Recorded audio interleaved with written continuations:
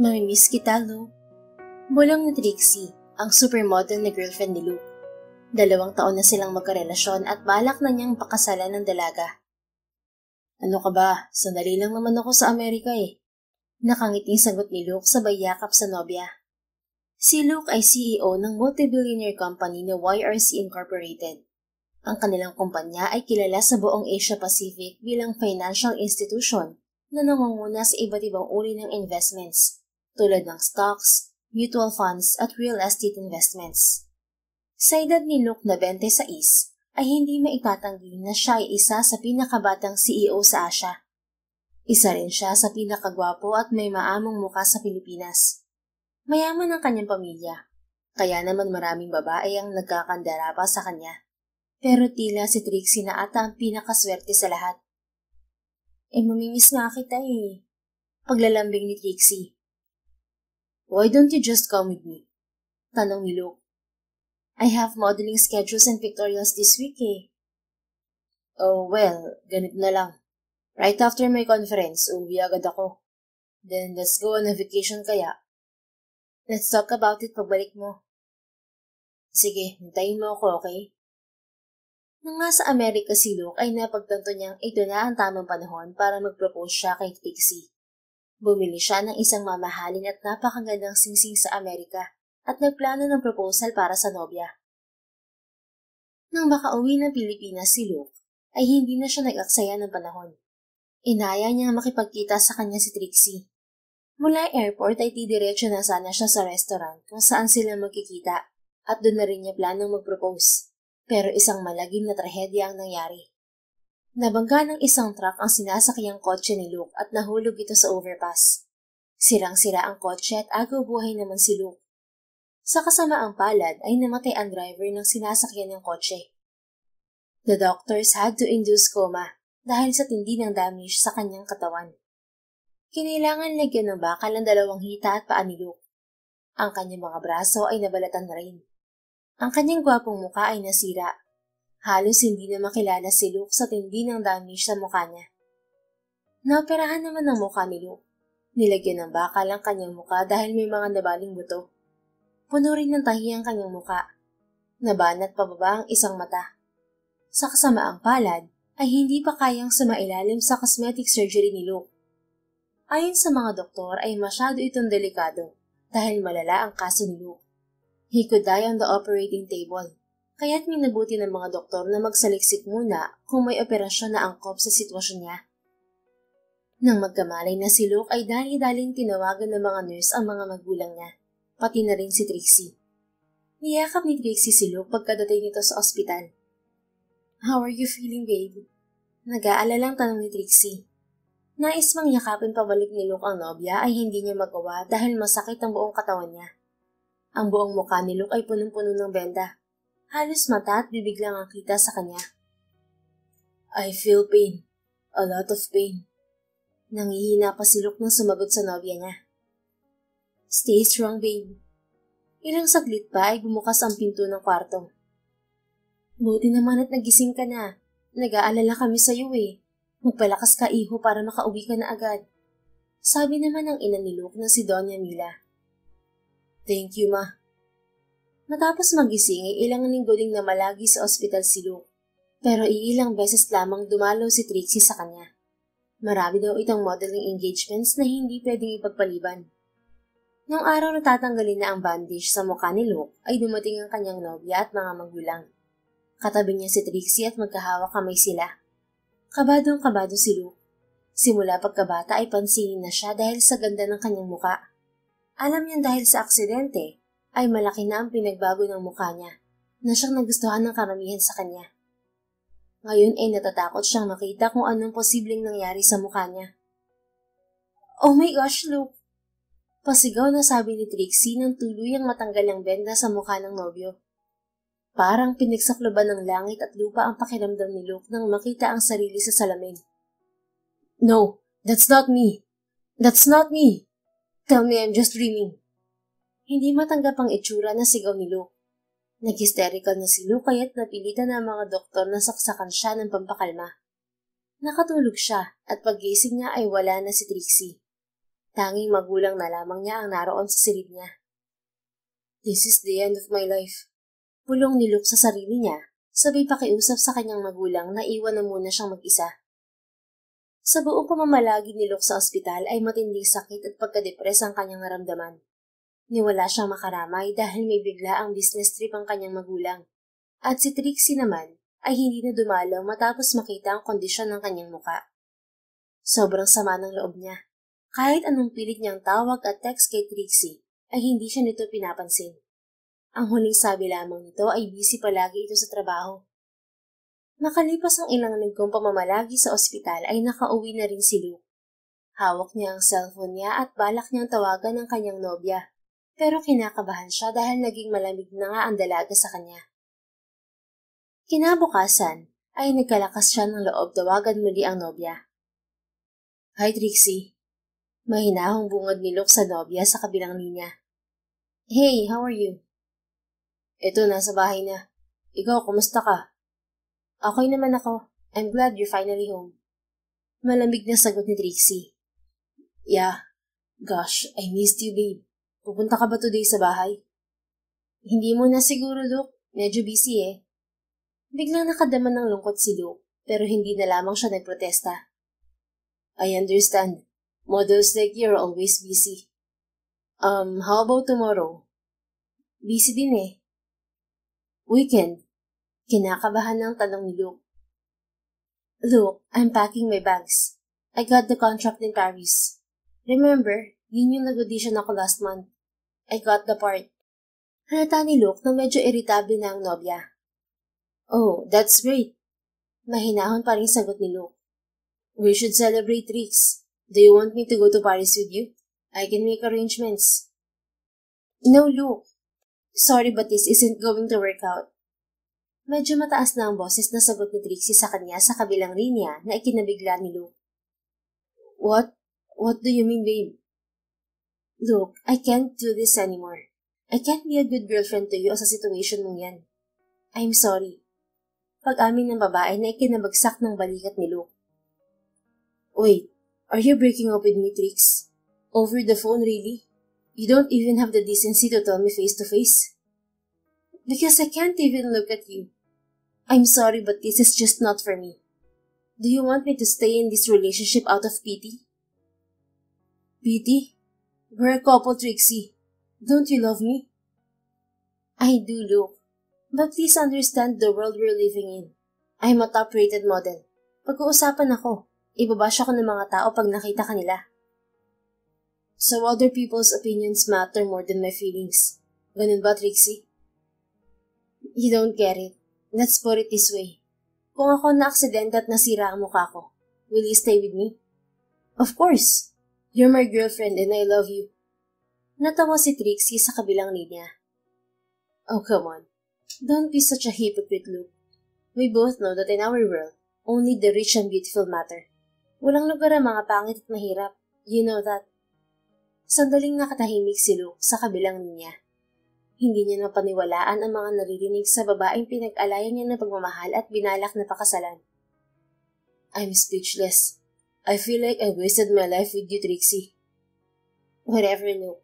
I'm sorry, but this is the end of us. Pagkasabi nun ay pinutol na ni Trixie ang kanilang pag-uusap at nanatiling tulala si Luke habang hawak pa rin ang cellphone. Masamang-masama ang loob niya sa ginawa ng kasintahan. Totoo naman na sa mundong kanilang ginagalawan ay tanging ang mayayaman at magaganda o gwapo lamang ang importante. Pero masakit palang maranasan yun. Tinatanong niya ang sarili kung bakit sa milyon-milyong tao sa mundo ay siya pa ang nakakaranas ng ganitong kasakit na pangyayari. Simula ng araw na yon ay iniwasan na ni Luke ang makipag-usap sa mga tao. Kahit ng kanyang mga magulang ay hindi niya kinakausap, kaya tumigil na rin ang mga ito sa pagbisita o sa pagtawag man lang sa kanya. Madalas niya kasing masungitan at masigawan ng mga magulang niya, kaya pati ang mga ito ay tila nag-give up na din kay Luke. May sariling bahay si Luke at tanging mga katulong lamang ang kasama niya roon. Sir, as per your doctor, kailangan niyo ng consistent check-ups and therapy para makarecover kayo agad. Sabi na personal assistant ni Luke na si Maya. Maya, are you stupid? Recover from what? Can I ever recover from this messed up life? Leave me alone! Masungit at pasigaw na taboy ni Luke sa assistant. Sir, kailangan niyo po yun para makalakad at makakilos na kayo ng normal.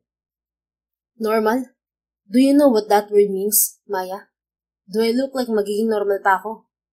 Please do me a favor and leave me alone. Walang nagawa si Maya kundi umalis na lamang sa silid ng amo. Tinawagan niya ang ina ni Luke para sumangguni kung anong magandang gawin. Hindi naman sila close ni Luke bilang mag-boss, pero kahit papaano ay malaki ang naitulong ng trabaho niya sa pamilya niya, kaya't hindi rin niya mapabayaan si Luke sa ganitong kalagayan ng binata. Mabait naman ito noon. Naging mainit lamang ang ulo nito simula ng maaksidente, at lalo pang naging masungit noong iniwan ng nobya dahil sa kalagayan nito. Hello, ma'am? Bungad ni Maya sa ina ni Luke sa kabilang linya. Oh, Maya, any development for my son? Yun nga po, ma'am, kaya ako napatawag. Sir Luke refused to undergo checkups and therapy sessions. Paano po ba ang magandang gawin, ma'am? Palagi na lang niya akong pinapalaya sa kwarto niya kapag kinakausap ko siya at kinukumbinsi. Maging mga kasambahay takot nang lumapit sa kanya dahil binabato niya ng kung anong madampot na gamit. Napapuntong hininga si Mrs. Vargas sa labis na frustration sa anak. I don't know, to be honest. Kahit kami, hindi na rin bumibisita sa kanya. Nangaaway at naninikaw lamang siya tuwing dinadalaw namin. So we stopped seeing him. I suggest you find him a good nurse and therapist, Maya. Will you help us? Pero nakalimang nurse at 4 na therapist na po ako nang nakuha, ma'am. Wala pong tumatagal kay sir. Nang babatuho kasi si sir pag nagagalit at mahilig humanigaw at mang-away. Then find her the best one, iha. Yung hindi madaling sumuko. Offer a salary package that's impossible to turn down. And I remember, have you tried the Asian hospital in Alabang? Doon namin nakuha ang nurse ng papa ko dati. You can ask the management about that nurse.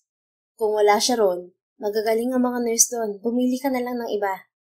Please go there and find the personal nurse and therapist for my son. Handa ako magpasahod ng kahit magkano. We're still in a business trip kaya ikaw na muna ang bahala sa anak namin, Maya. Okay? Noted po, ma'am. I'll get in touch with the Asian hospital ASAP. Nagtungo nga si Maya sa ospital na sinabi ng mama ni Luke. Ang sabi ng head staff doon ay inirekomenda ng mga ito si Eva sa mga difficult patients na tulad ni Luke. Natawa naman si Maya sa nalaman na naroon pa ang nurse na binanggit ni Mrs. Vargas. Napapagod na talaga siyang humanap ng makakatulong kay Luke. Dalangin niya na sana ay matibay ang loob ni Eva. Si Eva ay isang therapist at nurse. Ang unang kurso niya ay nursing, pero matapos siyang makagraduate ay kumuha din siya ng kursong physical therapy. In demand ang kursong ito noon sa Canada at pangarap niyang makapunta ng Canada para maiahon sa hirap ang kanyang pamilya. Good afternoon po. Magalang nabati ni Eva sa babaeng nagpakilalang Maya. Pinatawag siya sa opisina ng ospital dahil kakausapin daw siya ng bagong kliyente. Good afternoon din. Hindi na ako magpapaligoy-ligoy pa. Ako si Maya. Nais ka sana naming kuning private nurse at therapist para sa boss ko. Highly recommended ka ng may-ari ng ospital na to. Rest assured na malaki ang magiging salary mo basta tanggapin mo lamang ang trabaho. Walang paligoy-ligoy na pahayag ni Maya. Hindi naman nagdalawang isip si Eva na tanggapin ang offer. Lalo pa at sinabi agad na maganda ang bigayan. Sige ho. Happy to serve po, ma'am. Ano ho bang kondisyon ng inyong boss? He got into an accident. His face was severely damaged, so I must warn you. Although the family is willing to give you a significant amount of money, pero medyo challenging ang magiging pasyente mo. Well, I can't blame him. He's one of the most handsome bachelors in Asia. Then all of a sudden, nasira ang mukha niya. So you can imagine how devastated he is. Naka-wheelchair din siya ngayon dahil ayaw niyang magpa-therapy para makalakad muli. Ay, kawawa naman po pala ang boss niyo, ma'am. Yeah, pero sabi nga ng iba, di naman daw kawawa, masama naman daw kasi ang ugali. Napangiting sagot ni Maya. Yun naman talaga ang sinasabi ng marami tungkol kay Luke. Uy, grabe naman. Wala naman sigurong tao na deserve ang ganyang trahedya, ma'am. Kontra ni Eva sa sinabi ni Maya. At hindi pa yan. Iniwan din siya ng girlfriend. Natakot daw sa bago niyang mukha eh. Uy, tama na nga po, Mamaya. Chinichismis mo ng boss mo. Saway ni Eva dito na ikinangisi ng kausap niya. Hindi naman. I just want to give you an idea of what you're getting yourself into. Depressed at galit siya sa mundo. Pero kung kaya mo naman, worth it ang sasweldohin mo. 150,000 pesos per month. Bet mo? La, seryoso po ba yan? Bakit parang ang laki? Hindi makapaniwalang bulalas ni Ava nang marinig ang magiging sweldo niya. Kasi nga, difficult patient siya. As in, extremely difficult. Walang tumatagal na nurse sa kanya, kaya nga naalala ka ng mother niya eh. Nakapag-nurse ka na daw sa tatay niya nung na-stroke eh. Difficult patient din daw yun, kaya naalala ka niya. Marami akong naging stroke patients na matatanda eh. Hindi ko na maalala kung sino yan. Send mo na lang po sa akin ng details at contract. Sige, good na tayo ha. Wala nang urungan yan. Tumukot ng taraheta si Maya sa bag nito. Oh, ito ang address ni Sir Luke, nasa card. Yung contract, doon na daw sa bahay magpipirmahan. Gusto mo na nilang makasiguro na kaya mo. For 150,000 pesos per month? Naku, kayang-kaya ko yan. Charity cases nga kinakaya ko eh. Yan pa kayang 150K? O siya, be there na lang tomorrow at 9 a.m. sharp, okay? Push mo yan. Sana talaga makaabot ka ng 30 days. Nakangiti sabi ni Maya bago nagpaalam kay Ava. Masayang-masaya si Ava. Malaki ang maitutulong ng 150K per month sa pamilya niya. Agad niyang ibinalita sa tatay niya ang magandang balita. Kinuha niya ang cellphone sa bulsa at dinayal ang numero ng ama. Tay, wag kang ano dyan. Alam mo na ba ang latest? Masayang bungad niya rito sa kabilang linya. Parang masaya ka anak ah. Hindi ko nakikita ang mukha mo pero ramdam ko ang saya mo. Sagot ng tatay ni Ava. Mabait na ama si Mang Carding. Ngunit nabulag ito dala ng komplikasyon sa diabetes. Malala na ang diabetes nito kaya nagkaroon na ng komplikasyon sa mata. Nako tay, may bago po akong private patient, isang negosyanteng bilyonaryo. 150K per month ang sweldo. Mayaman na tayo tay, may papagamot na kita. Mapapag-aral ko na ulit si Jam. Teka anak, mukhang mahirap na trabaho yan ah. Hindi naman yan magbibigay ng ganyang kalaking sahod kung madali ang trabaho. Baka naman kung ano yan ah. Naku tay, huwag yun na nga isipin yan. Ang importante, luluwag at gagaan ang buhay natin. Imaginein mo, kung aabot ako rin ng 1 taon, aba, marami-rami tayong maiipon. Solve na rin yung panggastos ko para makapunta sa Canada. Pwede ba namang hindi ako mag-alala anak? Baka nananakit o nagmumura na naman yung pasyente mo. Huwag na lang kaya, ayoko nasasaktan ka anak eh. Natatandaan mo yung dati mong pasyente na malaki nga ang sahod. Sinasaktan ka naman kapag nagagalit. Bumait naman po yun tay. Dala lang ng sakit kaya ganun. Huwag ka pa mag-alala. Yakang-yaka ko to. Ano ka ba? At isa pa, kung hindi ako magtsatsaga sa mga ganong pasyente, sino na lang ang magtsatsaga sa kanila? Kawawa naman, lalo na itong magiging bago kong alaga. Wala daw tumagal na nurse dun eh. Sigurado ka ba nakakayanin mo anak? Oo tay, huwag ka mag-alala. Wait lang taya. Natatawa at napailing na lamang si Mang Carding sa panganay na anak. Nang dumating si Ava sa bahay ng kanyang pasyente, ay sinimulan na siyang i-brief ni Maya sa sitwasyon ng pasyente. Kahit na nasabi na nito yun kahapon sa ospital, inulit muli ni Maya ang ibang detalye sa kalagayan ni Luke. He had multiple major injuries caused by his car accident. He's severely depressed and in pain most of the time. Your job is to keep him safe and alive. You also need to do a therapy para makabalik siya sa kanyang normal routine. I must warn you, Ava. He's rude and a bit violent. Siguro alam mo na yan. Nobody would pay 150,000 per month if it's an easy job. Paliwanag ni Maya. Naintindihan ko po. Nabigyan mo na rin naman ako ng konting idea tungkol dyan. Good. Let me introduce you to him. Then we'll proceed with the contract signing. Pumasok sila sa isang malaki at madilim na kwarto. Ang lalaki ay nakaupo sa dulo ng kama at nakatingin sa malayo. Nakasuot ito ng skin tone silicone mask na tumatakip sa buong mukha nito. May butas lamang yun para sa mga mata at butas ng ilong. Sir Luke, I'd like you to meet your personal nurse and therapist, Nurse Ava. Pakilala ni Maya sa dalawa. How many times do I need to tell you that I don't need a Nurse Maya? Send her home. Singhal agad ni Luke sa assistant. But sir, you need to undergo therapy. Do you think I care? Nagulat si Ava nang biglang ibato ni Luke ang basong nahagip nito. Swerteng nakaiwas si Ava pero nagulat siya. I said I don't need a nurse. Understand? Sigaw nito. Sumenyas ang personal assistant ni Luke at sinamahang lumabas ng kwarto si Ava. Ano, pipirma ka na ba sa kontrata, Ava? Tanong ni Maya nang nasa may sala na sila. Ay, oo naman po. Teka, may tanong lang po ako. Siya po ba si Luke as in Luke Vargas? Oo, siya nga. Why? Naaalala ko na. Apo siya ni Lolo Walter Vargas, di ba po? Si Lolo Walter po yung naging pasyente ko dati eh.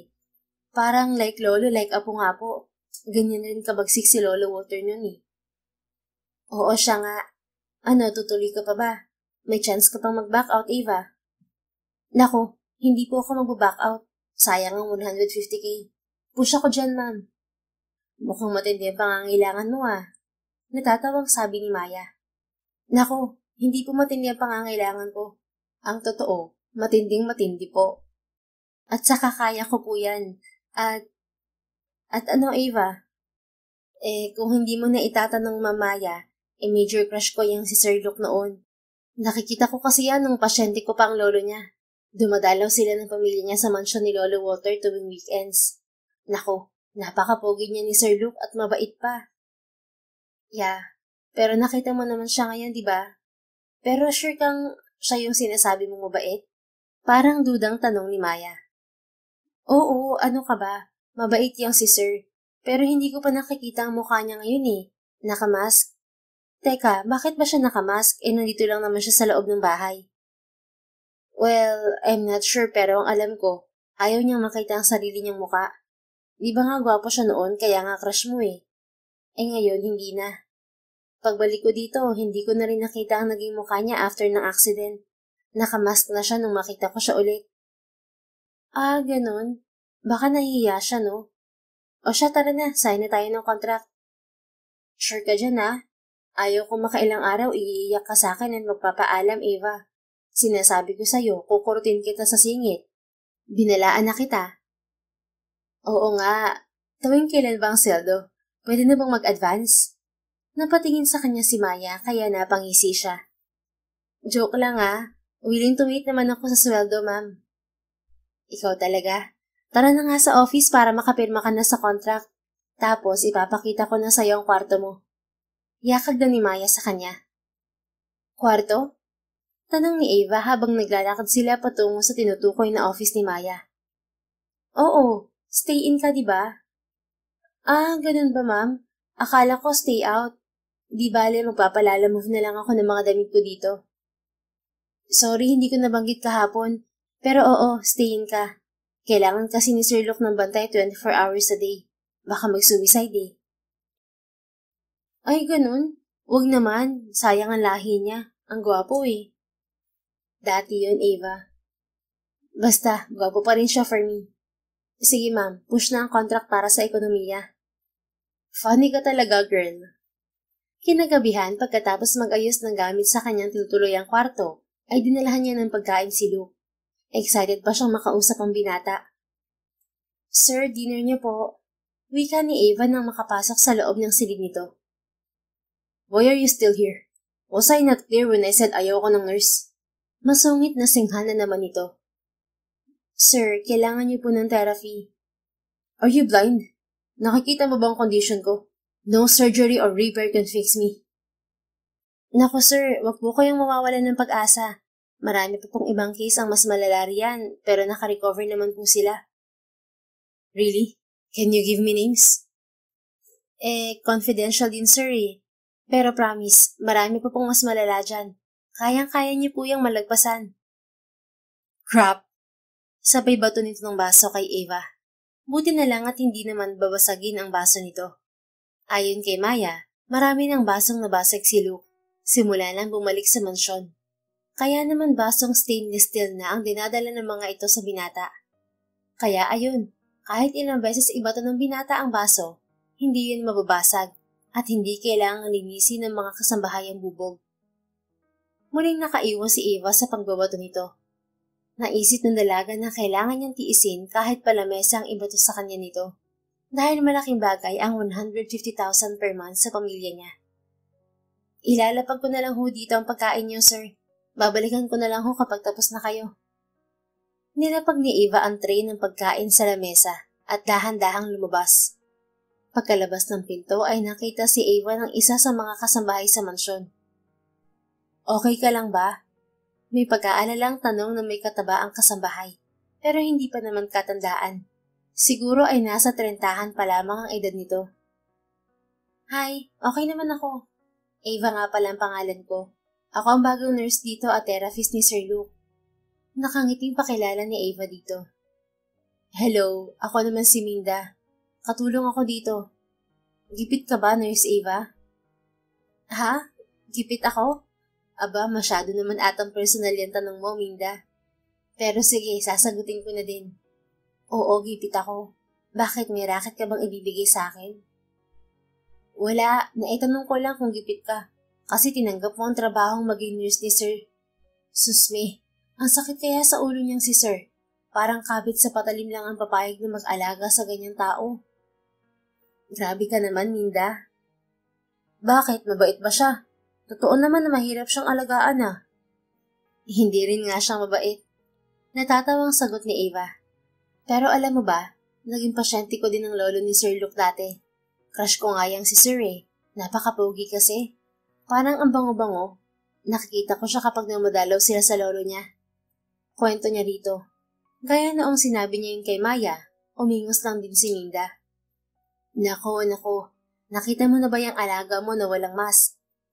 Hindi pa. Kanina lang naman ako nagsimula eh. Nakita mo na ba siya na hindi suot yung silicone mask niya? Oo. Minsan maglinis ako sa kwarto niya. Hindi niya napansin na andun ako. Hinubad niya yung mask niya. Nakakatakot, promise. Sobrang pangit. Hoy, grabe. Makapintas, Minda ha. Talaga naman ah. Tapos sa akin pa nagalit. Sinigawan niya ako. Kasing sama ng ugali niya yung itsura niya. Promise. Nakasimangot na chismis ni Minda. Huwag ka naman ganyan. Hindi naman niya ginustong maaksidente, no? Sus, crush mo nga. Pinagtatanggal mo eh. Bahala ka na nga dyan, Nurse Eva. Basta pag binato ka ng baso, umilag ka na lang. Paalala nito. Teka, may mga plastic ba kayong baso? Baka pwedeng plastic na lang ang ibigay kay Sir Luke para sakaling hindi ako makaiwas, hindi masyadong masakit. Medyo masakit din yung stainless steel ha? Wala eh. Puro mamahalin at babasagin na plato at baso ang meron dito. Mag-request ka kay Mamaya kung gusto mo. Ah, sige. Magandang idea yan. Kakausapin ko bukas si Mamaya. Kaya lang baka lalong lumabas ang bangis ni Sir kapag plastic ang pinagamit nating baso sa kanya, no? Nako, sinabi mo pa. Nung stainless nga binigay namin baso sa kanya, galit na galit siya. Sinabi lang ni Maya na ubos na ang babasagin na baso kakabato ni Sir. Tatawa-tawa lamang si Eva, pero nalungkot siya sa mga nalaman. Naalala niya kung gaano kaamo ang mukha ni Luke. Singkit ang mga mata nito. Halos nakapikit na nga ito kapag tumatawa. May mga malalalim itong dimples sa magkabilang pisngi. Napakatangos ng ilong nito. At para itong model ng skincare commercial dahil sa sobrang kinis ng mukha nito. Napakasakit siguro para sa kanya na masira ang kanyang mukha. Huwag ka mag-alala, Crushy. Nandito lang ako. Aaligaan kita. Bulong ni Eva sa sarili habang nakatayo sa labas ng pinto ni Luke. Kinabukasan ay pinipilit ni Eva na mag-therapy si Luke, pero sadyang matigas ang ulo ng binata. Sir, kailangan niyo po mag-therapy para makalakad na kayo ng maayos at para maigalaw niyo na din ng maayos sa mga kamay niyo. Para ano? Do you think I'm ever going out of this house? Angal ng lalaki at mas lalo pang isiniksik ang sarili sa kama. Bakit naman hindi, sir? Tumingin ng masama sa kanya si Luke. Boba ka ba o tanga? None of the above, sir. Pasensyosang sagot ni Eva. Kung di niyo na itatanong, nurse sa therapist ako, sir.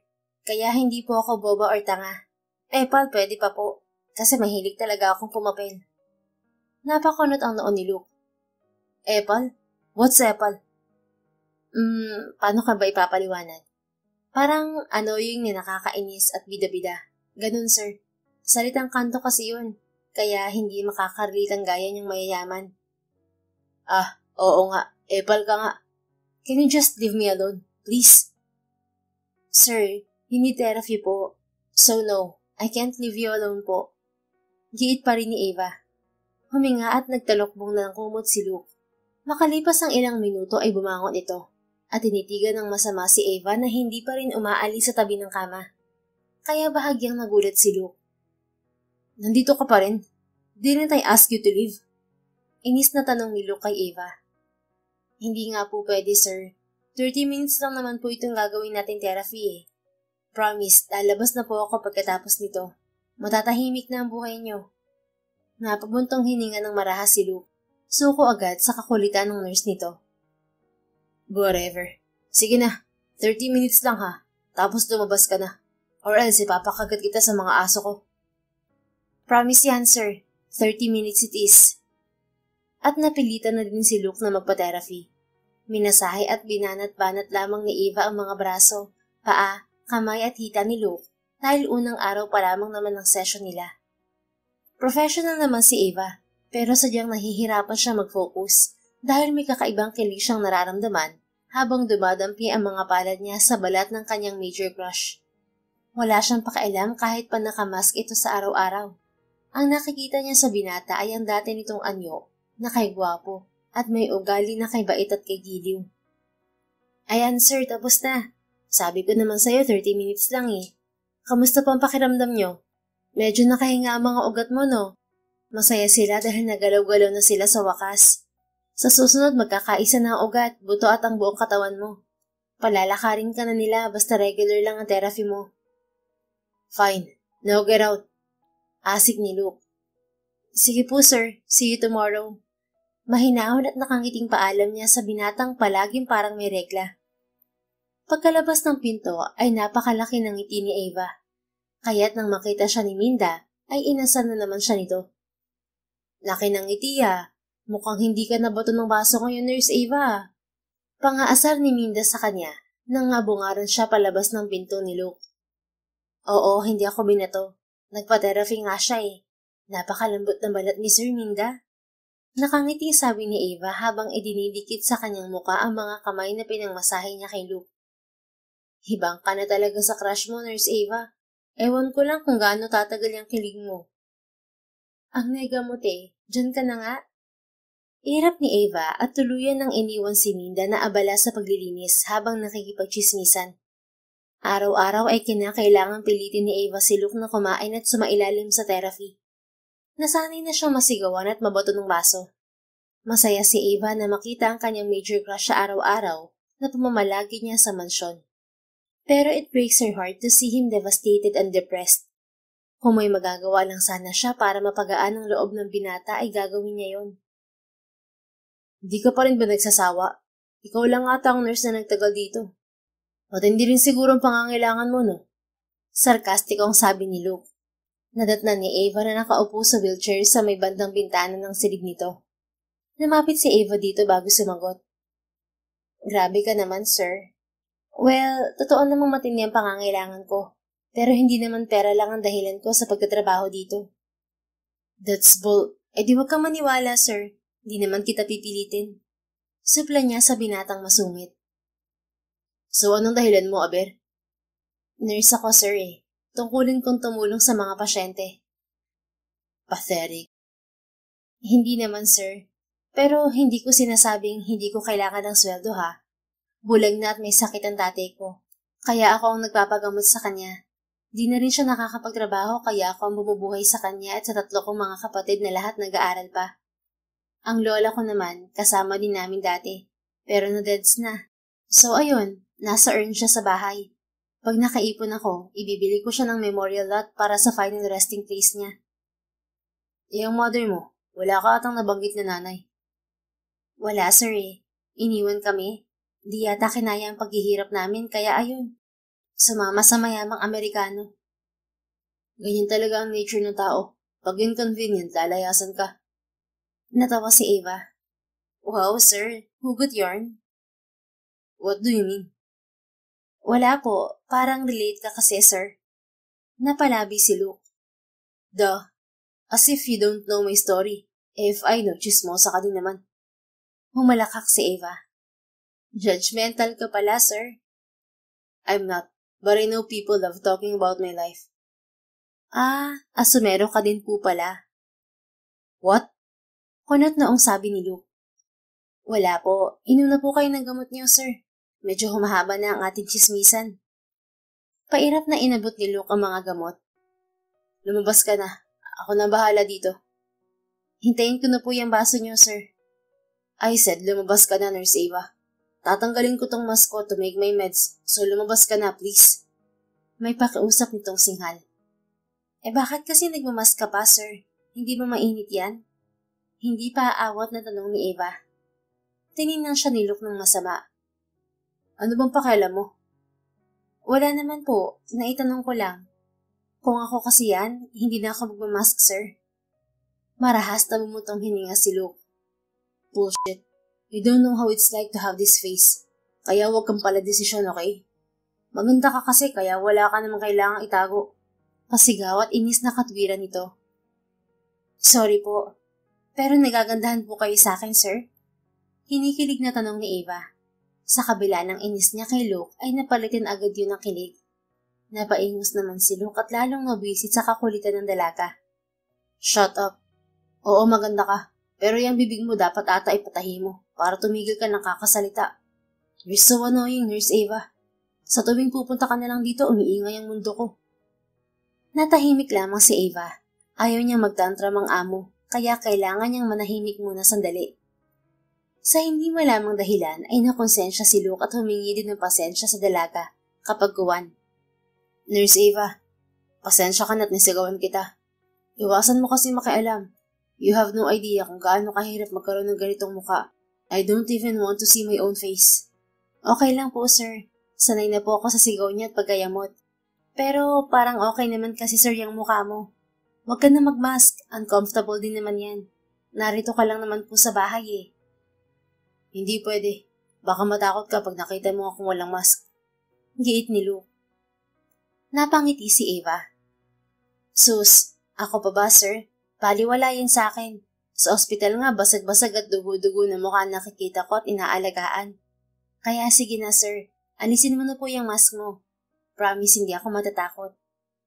Bahagyang nag-isip si Luke at nakapag-desisyon din itong tanggalin ang mask sa harapan ni Ava para inumin ang gamot nito. Oh, nabigla ka no? Tanong ni Luke nung nakaharap siya kay Ava na wala nang suot na silicone mask. Sabay ininom nito ang gamot na kanina pang ipinipilit ni Ava. Sandaling tinitigan ni Ava ang mukha ng binatang masungit. Hindi naman po, sir. OA ka din eh. Kumunot ang noo ni Luke. What do you mean, Nurse Ava? Ibig kong sabihin, sir, syempre mas okay yung mukha niyo dati, pero hindi naman masyadong nalalayo yung itsura niyo ngayon, sir. Gwapo ka pa rin po sa paningin ko, Sir Luke. Natawa ng mapait si Luke. Pinaglololo ko mo ba ako? Hindi mo nga ako nakita dati. How can you say that?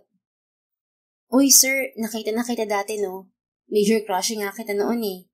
Hindi niyo po ba ako namumukhaan? Ako po yung nurse ng lolo niyo nung na-stroke siya. Ako din ang nagte-therapy sa kanya. Nakangiting paalala ni Ava dito. Napaisip saglit si Luke at napatitig sa mukha ni Ava. I don't remember you. Pero na-stroke nga ang lolo ko dati. Dinadalaw namin siya palagi sa bahay niya sa Alabang noon. At may personal nurse nga siya nun. Yes, ako nga yan, sir. Crush na crush nga kita nun eh. Kasi nagagwapuhan ka sa akin noon, di ba? Medyo. Pero nagsimula talaga yung pagkakrush ko sa'yo noon nung pinagtanggol mo ako sa tita mo, sir. Hindi mo ba tanda yun? I don't remember that. Gumagawa ka na lang yata ng kwento, Nurse Ava eh. Ganito kasi yan, sir. Inutusan ako ng tita mong dodonyahin ang dating na maghanda ng merienda. Pero hindi naman ako marunong. Nurse kasi ako, hindi chef, no? So, ayun nga. Inutusan niya ako. Mali-mali yung na-prepare ko.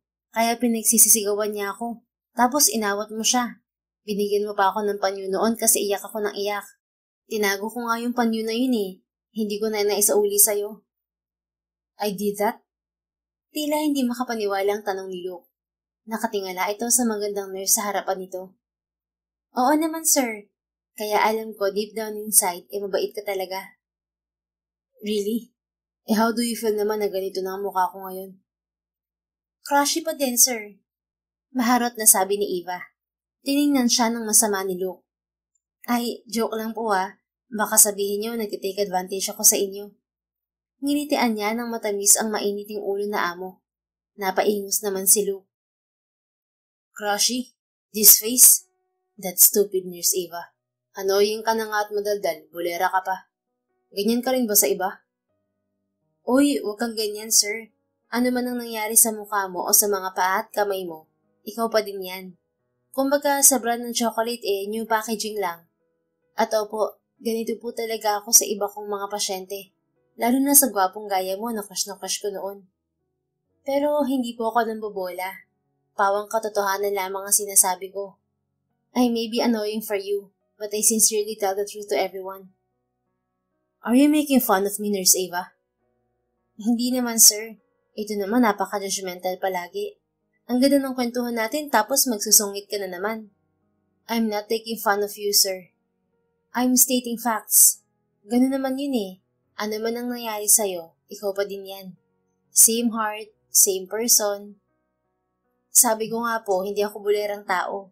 Totoo ang mga sinasabi ko palagi. Well, I wish lahat ng tao ganyan mag-isip. Na maaksidente kasi ako ay nawala halos lahat ng mga kaibigan ko. Pati na nga ang girlfriend ko iniwan na ako. Pero okay na din siguro. At least hindi pa kami kasal, nakilala ko ng tunay na kulay niya. May lungkot na sagot ni Luke. Umupo naman si Eva sa may kama sa tabi ng wheelchair ng binata. Tila kasi nahihirapan na si Luke na tingalain siya. Nararamdaman niyang mag-o-open na ang binata ng saloobin sa kanya. Kaya uupo siya ng maganda. Balak na ba ninyo magpakasal noon, Sir Luke? Curious na tanong niya nang makaupo sa may kama. Yeah.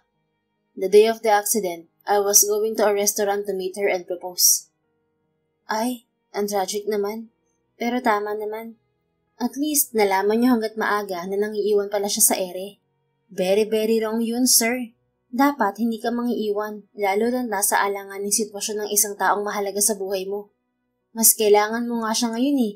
Tapos, iniwan ka naman niya. Well, that's the sad reality, Nurse Eva. People will only love you kapag mayaman ka, kapag malusog ka, o maganda ang itsura mo. Hindi naman lahat, sir. Ako, willing ako maging kaibigan mo kahit ano pang itsura mo. And to be honest, hindi ka naman talaga ganun kasama eh. Kaya kung ako sa'yo, hindi na ako magmamask. Mukha kang robot na ewan sa mask na yan eh. Mas pangit kapag nakamask. The truth is, I wear this mask because I don't want to see my face. Kahit nga ako sa sarili ko, hindi ko kayang tingnan ang sarili ko sa salamin. I'm even avoiding any mirror in this room. Napansin ko nga po na may takip lahat ng salamin dito sa kwarto nyo. Pero dapat sa sarili mo nagsisimula ang pagtanggap, sir. Tanggapin mo ang sarili mo at tatanggapin ka rin ng iba. Ngayon, pag di ka nila tinanggap, ikawalan nila yun.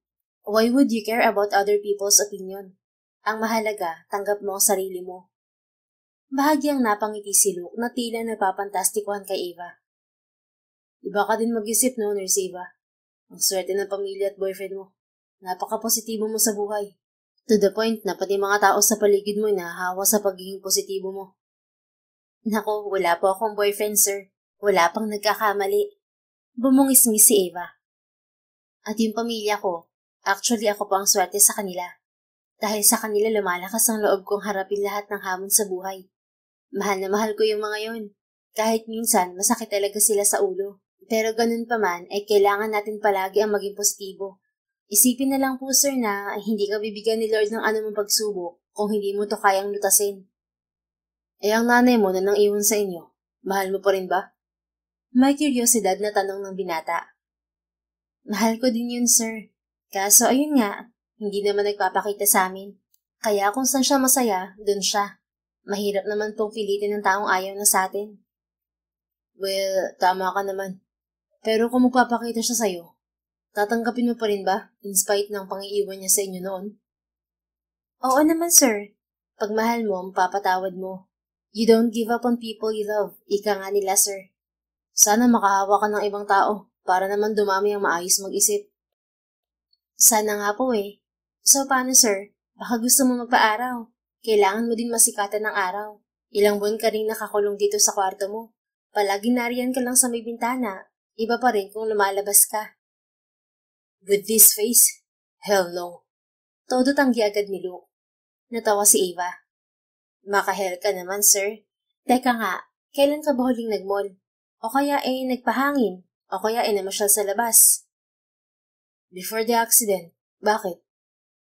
Kaya pala ang putla mo na, sir. Saka kaya ka rin bugnutin kasi wala kang nakakasalamuha eh. And there's a scientific explanation na bugnutin kapag walang interaction with the other people. Suplan ni Luke sa kanya na ikinangiti ni Ava. Sir, human relationships are necessary. Kasi no man is an island. Ayan, English yan ha. Nahahawa ako sa mga English mo, sir eh. Pero okay nga yan kasi may application ako sa Canada eh. Baka sakaling matanggap ako, magaling na ako mag-English. Daldal ni Ava dito. Sige, pag-iisipan ko.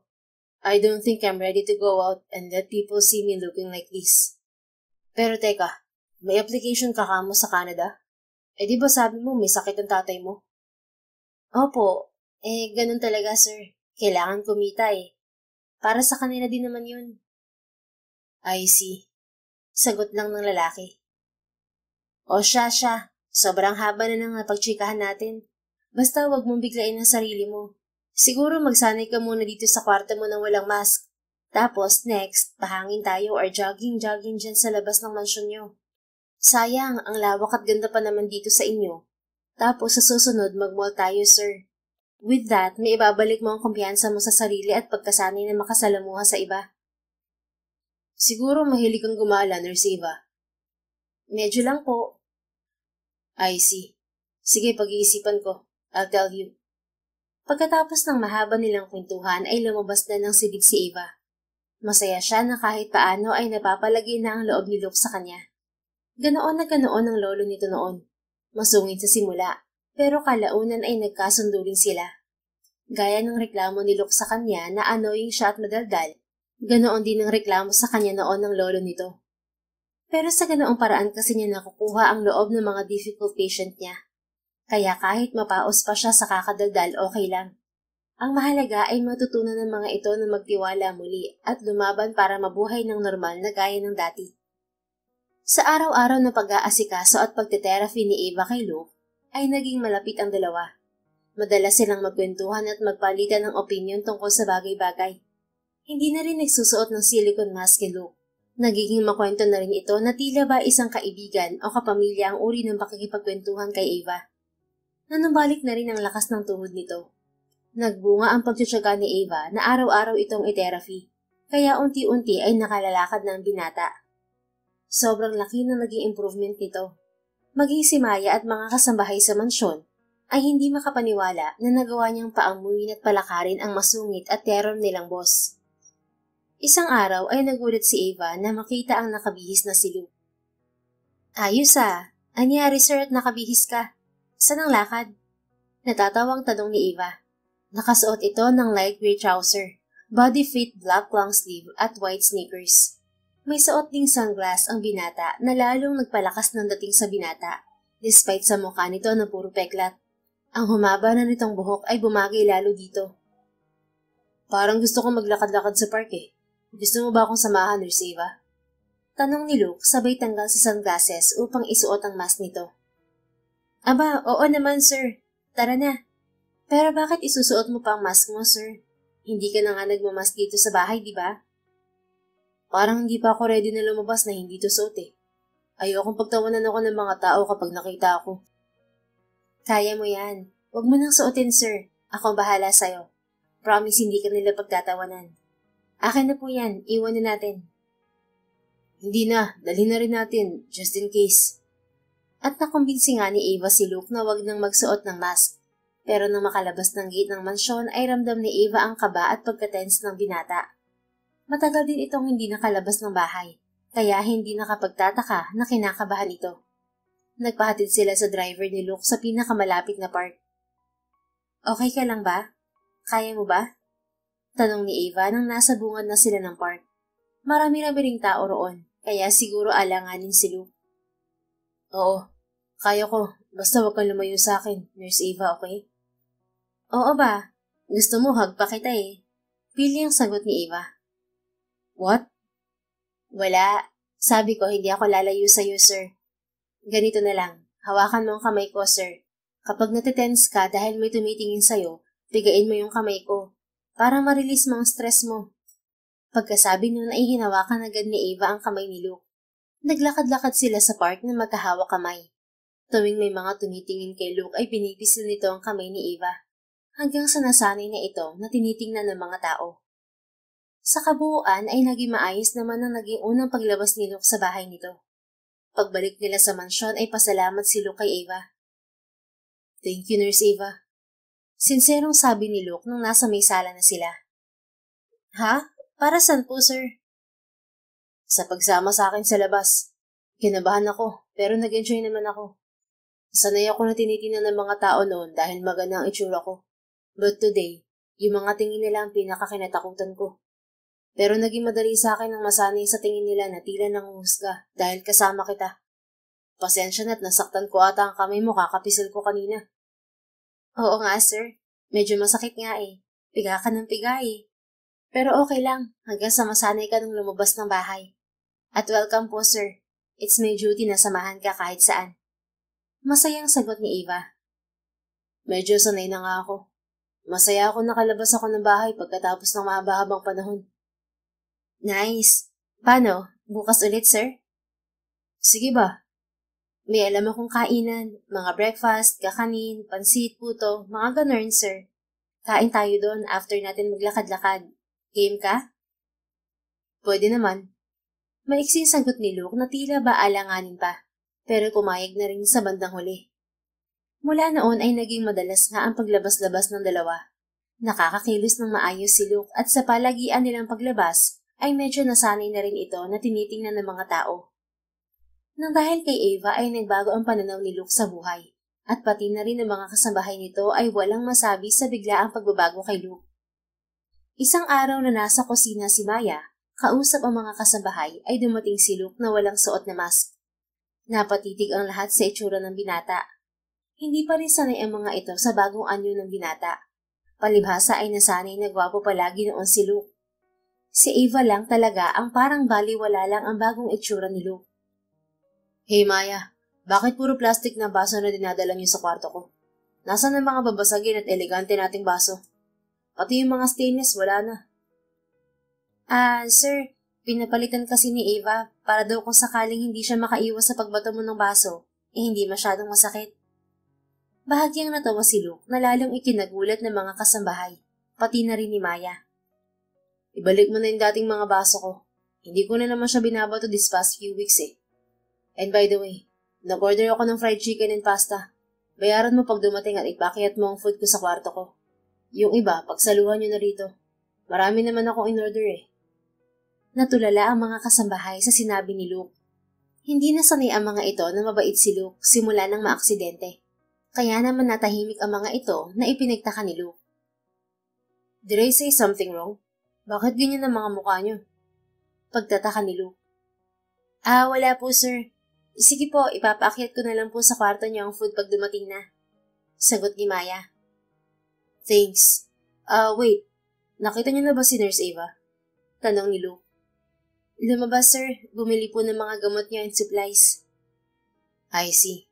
When she gets back, tell her mamasyal kami later sa park. Pagkasabi ng bili niya ay umakyat na siya sa kwarto at naiwan namang nakangisi ang mga kasambahay at hindi pa rin makapaniwala. Anong nakain nun? Bakit bumait? Tanong ng isang matandang kasambahay kay Maya. Nako, ganyan talaga pag in love, bumabait. Sagot ng isa pang kasambahay. In love si Sir Luke kay Nurse Ava? Tanong ni Maya. Obvious ba? Ang tatag din ng taste nitong si Ava eh. Magditang sabi ni Minda. Well, maganda at mabait naman kasi si Ava. Mas boto pa ako sa kanya kaysa kay Ma'am Trixie. Saka aminin man natin o hindi, talagang pinagtiyagaan niya si Sir sa ugali nito. Siya rin ang nakapagpalakad kay Sir Luke. Wika ni Maya.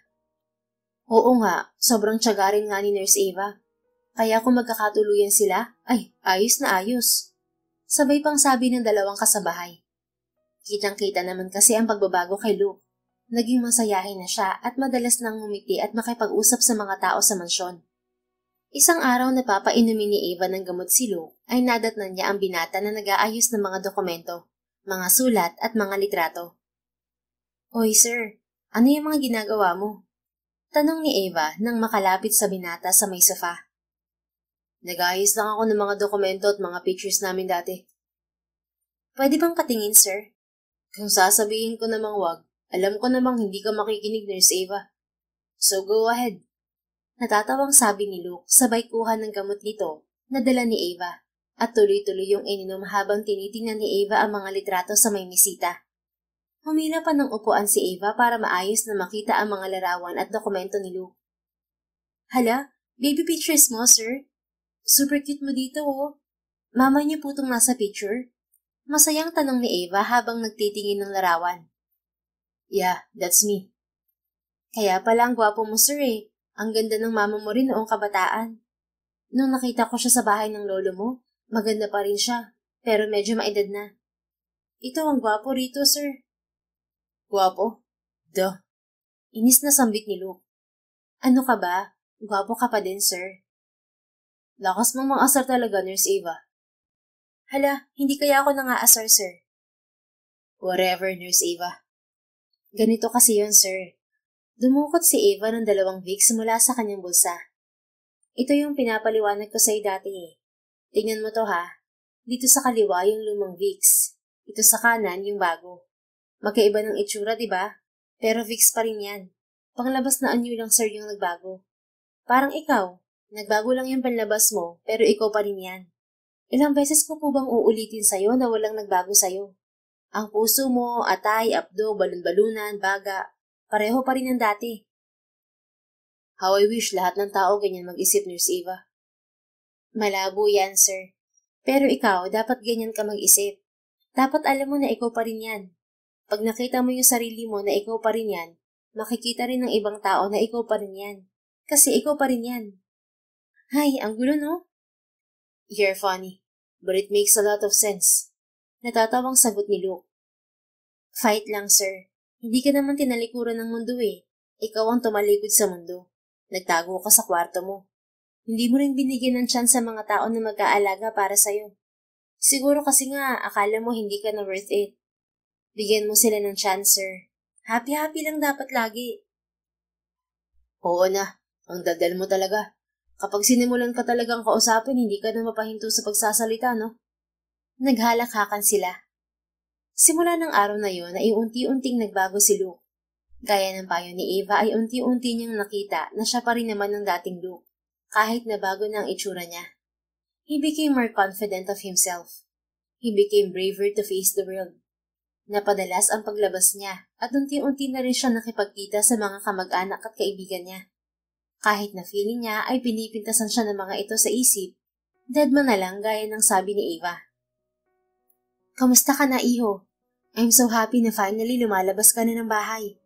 Pangangamusta ng ina ni Luke nang dalawin siya nito sa bahay.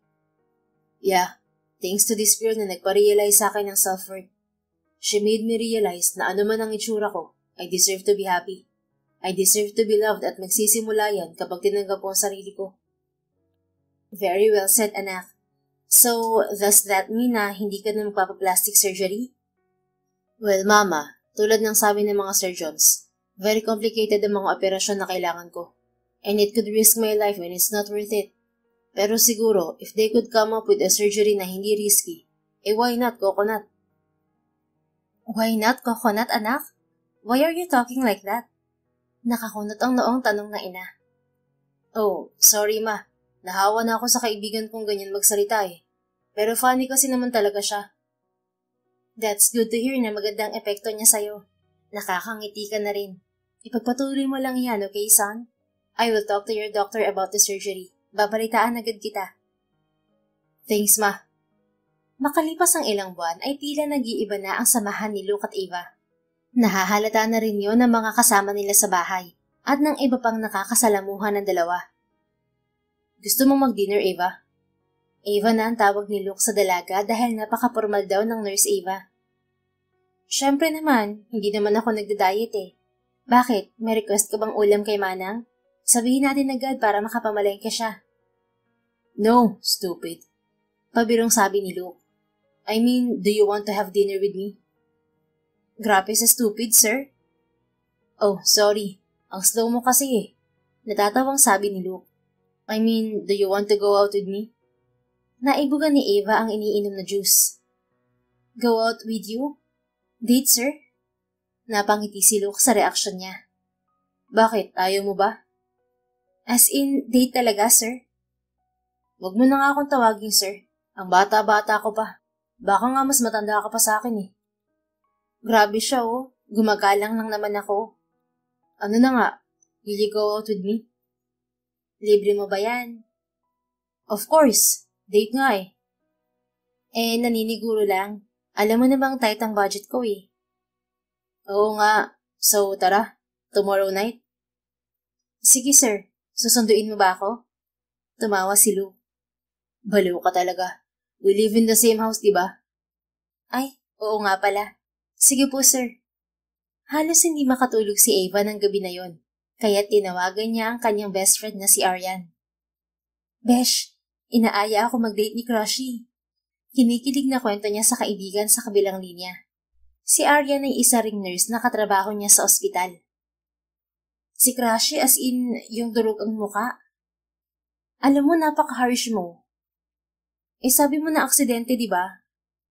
Oo nga, pero hindi naman durog yung muka. Ang exage mo din no? So ayun nga, inaya niya ako. Magdi-dinner daw kami bukas. Hindi ako makatulog sa sobrang excited ko. Hoy, tagapag-asa ka ba? Hopya-hopya ka na naman. Huwag ka masyadong umasa. Pag naayos ang mukha niya na makikipagbalikan niyang ex-girlfriend niya. O kaya naman, marami ulit magkakandarapang babae dyan.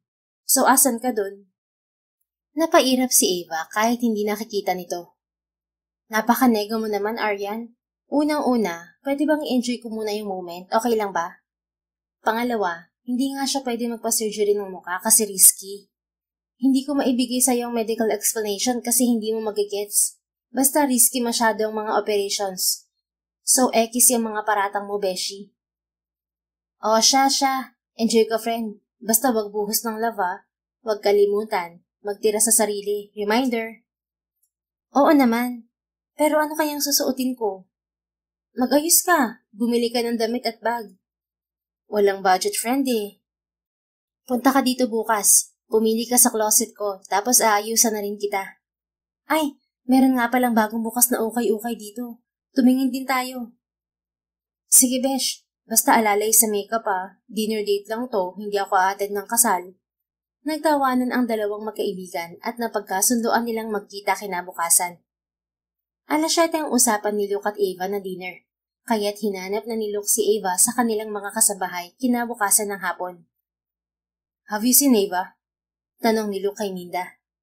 Ay, umalis po kanina sir, pero nakabalik na po ulit. Tatawagin ko po ba?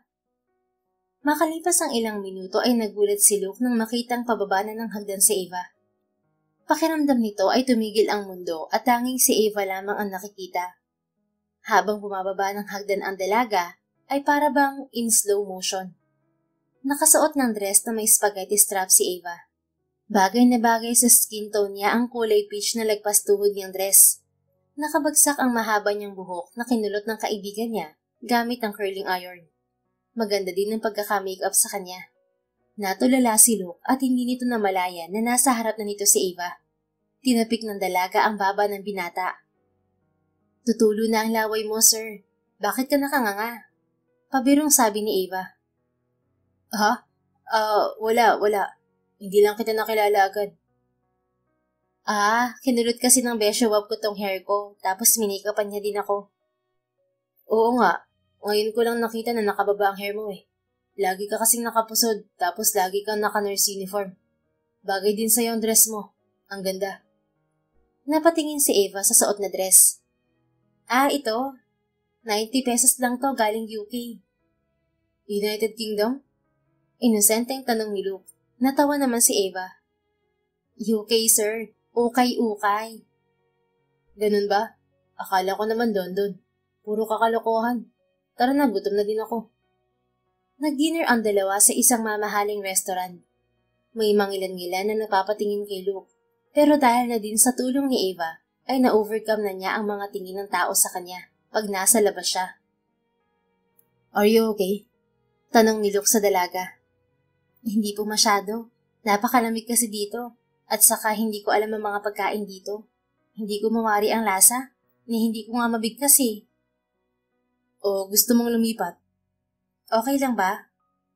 Sure. I'll just finish my food. Tapos di pa tayo sa kung saan ka komportable at kung saan ka mabubusog. Sensya na sir Hindi lang talaga ako sanay sa ganitong kasosyal na restaurant. You're well aware na date to, right? And yet nagpapo at sir ka pa din sa akin, Eva. Ay, oo nga no. Sorry Luke. Pagkasabi niyon ay humagikik ng tawa si Eva. Why? Kinikilig kasi ako kung sabihin ng pangalan mo. Eh di ba nga matagal na kitang crush? Tapos ito ngayon, kasama kita sa isang napakagandang restaurant. Napaka-vocal mo ding sabihin na crush mo ko, no? Aba oo naman. Life is short, sabi nga nila. And you only live once. Eh bakit hindi mo sinabi sa akin yan dati?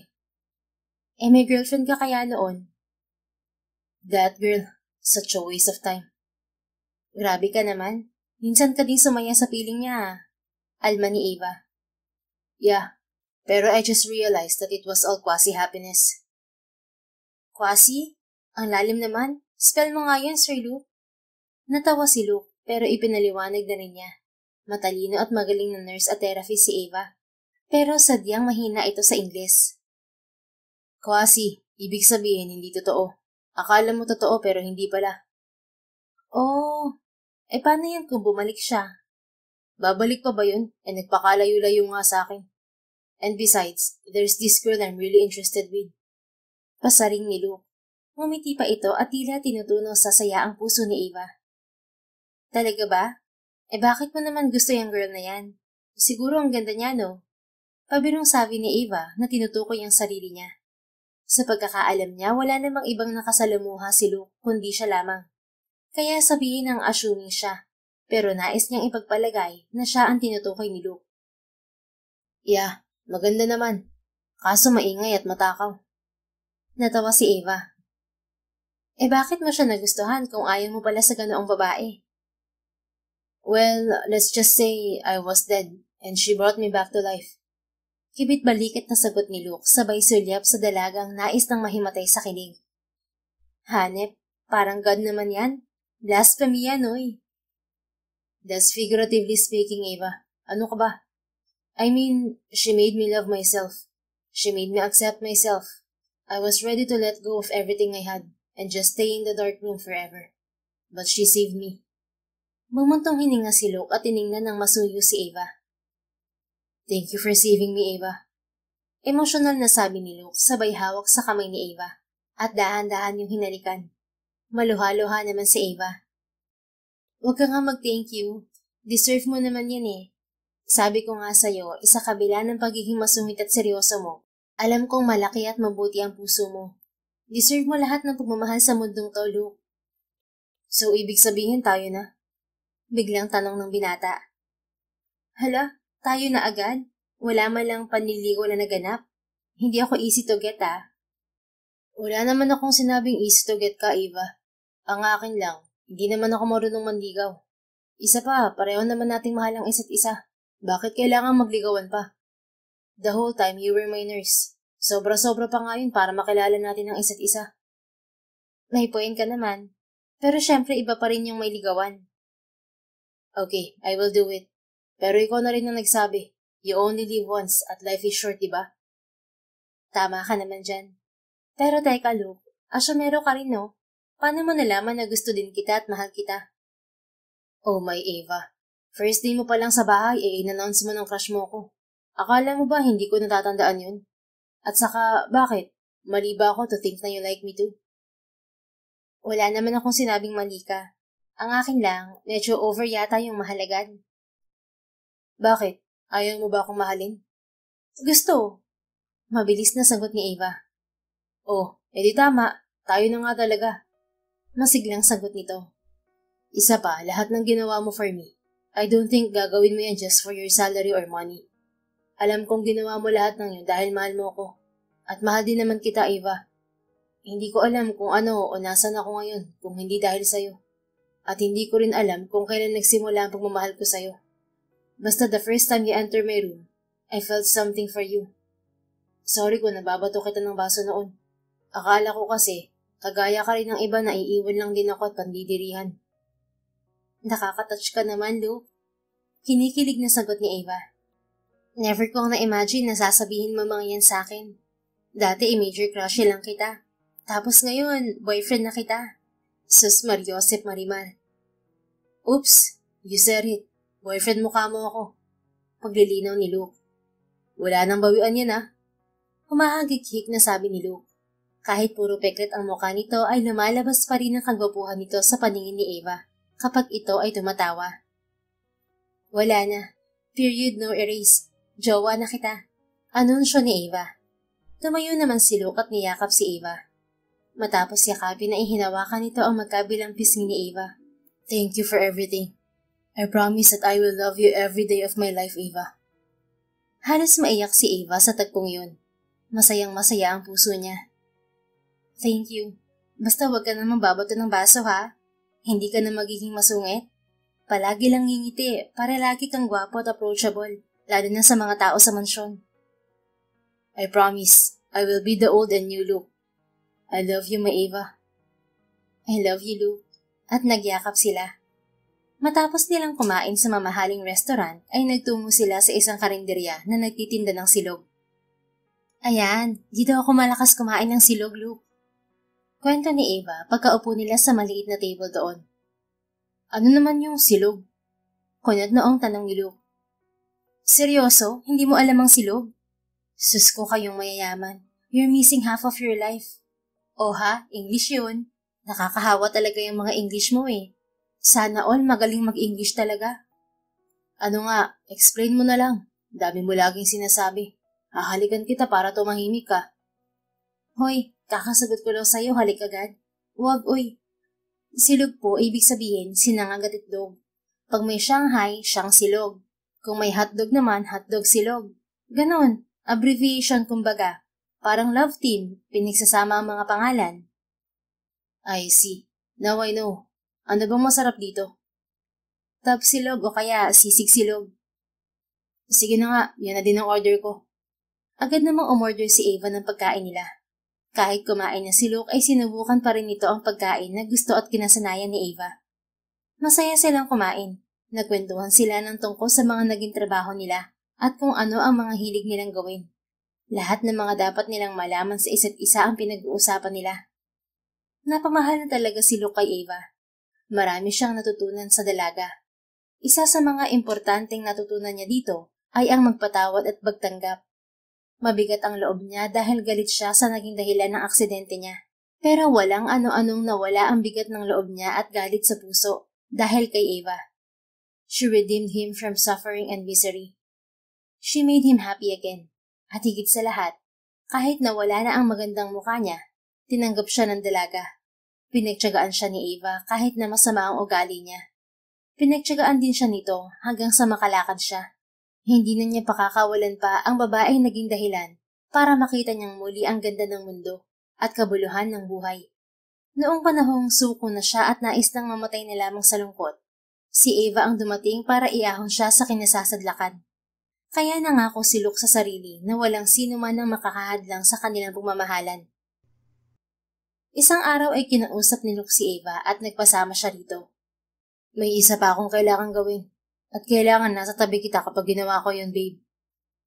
Ano yun? Tanong ni Ava. Kailangan ko nang ibigay ang kapatawaran para maging maluwag ang loob ko. Para makamove on na rin ako. Nang hapon na yun ay pinuntahan nila sa kulungan ang driver ng truck na nakabangga sa kotseng sinasakyan ni Luke. Galit na galit siya dito, kaya nangako siya na mabubulok ito sa kulungan. Sir, patawarin niyo po sana ako. Pagod na pagod at puyat ako nung araw na yun, kaya't hindi ko napansin ang kotse niyo. Pinagdudusahan ko na ho ang nagawa kong kapabayaan noon. Hiyang-hiya ang driver nang makita ang nangyari sa mukha ni Luke. Pinapatawad na kita, ngunit kailangan mo pa ring managot sa batas dahil sa nagawa mo sa akin at driver kong nasawi. Pero please know that I forgive you. Bibigyan ko rin ng tulong pinansyal ang mga naiwan mong anak. Wala silang kasalanan, kaya't hindi sila dapat magdusa sa nangyari. Napaiyak ang driver at nagpasalamat kay Luke. Pagkatapos ay inutusan ni Luke si Maya na asikasuhin ang pagbibigay ng tulong sa pamilya ng driver. Ang sunod naman nilang pinuntahan ay ang puntod ng personal driver ni Luke na namatay. Nag-alay siya ng mga kandila at bulaklak dito at nagtungo sila sa bahay nito upang kamustahin ang pamilya nito. Tanggapin ho ninyo itong tulong ko sa pamilya nyo. Mahinahong sabi ni Luke sa asawa ng personal driver niya, sabay abot dito ng sobre na naglalaman ng malaking halaga. Maraming salamat ho, sir. Masakit ho talaga sa amin ang pagkawala ng asawa ko. Talagang nahirapan kami dahil siya ang breadwinner. Salamat po dahil kahit nabigyan niyo na siya noon ng funeral fee at tulong, at kahit sinagot ng kumpanya niyo ang libing niya, pumarito ulit kayo upang mabigyan ulit kami ng tulong pinansyal. Napakabuti niyo pong amo. Kaya hangang-hanga sa inyong asawa ko nang nabubuhay pa siya. Salamat po talaga. Malaking tulong itong pera na to para sa pag-aaral ng mga anak namin. Maliit na bagay po yan kumpara sa sakripisyo niya. He did his best para hindi kami tuluyang mapuruhan noon sa aksidente. Pero masyadong mabilis ang pangyayari at wala rin siyang nagawa. Sorry po sa pagkawala ni Mang Jessie. Para ko na rin siyang uncle sa tagal niyang nagmamaneho para sa akin. Maaari rin ho kayong magtungo sa opisina namin at bibigyan namin kayo ng trabaho para may taguyod mo mga anak niyo. Matapos ang ilan pang minuto, ay nagpaalam na sina Luke sa asawa ni Mang Jessie. Sa biyahe pa uwi ay proud na proud si Ava kay Luke. Grabe yung mga ginawa mo today. Proud ako sa'yo. Good job, Luke. Ang swerte ko naman. Ang pogi na ng boyfriend ko, ang bait pa. Yan ka na naman. Nambobola ka na naman eh. Reklamo ni Luke, pero napapangiti. Hindi ikaw ang pinakagwapo para sa akin. Tapos ang bait pa. Di ba makalaglag panty? Sarap mo pong mag-alaga at magmahal. Yun naman kasi ang tama. At salamat. Malamang hindi ko kinaya gawin ang mga yun kung hindi dahil sa'yo. Sus, maliit na bagay. Tama na nga ang palaging pagpapasalamat. Ikaw ang magpasalamat sa sarili mo dahil nalagpasan mo ang pagsubok sa buhay mo. Napayakap na lamang si Luke sa nobya. Isang araw ay may magandang balitang natanggap si Luke. Pinapunta siya sa ospital para maipaliwanag sa kanya ang good news. Nang dumating siya sa ospital ay masayang ibinalita sa kanya ng doktor ang operasyon na gagawin sa mukha niya. Good news, Mr. Vargas. We have finally developed a surgery to fix the damage on your face. There is still some risk, but they are 70% lower than the usual surgeries. Masayang pahayag ng doktor ni Luke. You mean you can fix my face? Excited na tanong ni Luke. Yes, Mr. Vargas. We just need to run a few lab tests to ensure you are fit to undergo the surgery. Then we can proceed with the surgery. Hindi maipaliwanag ni Luke ang kanyang nararamdaman. Nang makauwi siya ng bahay ay dali-dali niyang ikinuwento kay Ava ang magandang balita. I just need to undergo some lab tests, and if the test come back fine, they can schedule my surgery. Isn't that great, mahal? Hindi matatawaran ang saya sa mukha ni Luke habang nagkukwento kay Ava. Wow, sobrang ganda nga. Maikling sabi ni Ava.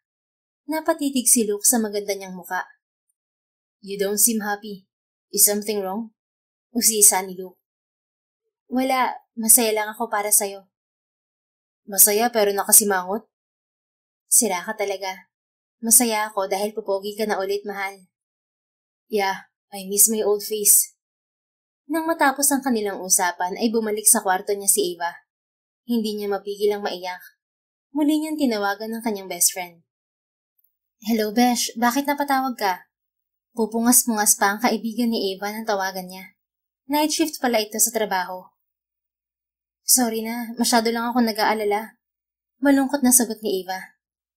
Ano bang nangyari? Wala. Magpapa-opera na daw kasi si Luke. May na-discover na mga doktor na surgery na akma at safe para kay Luke.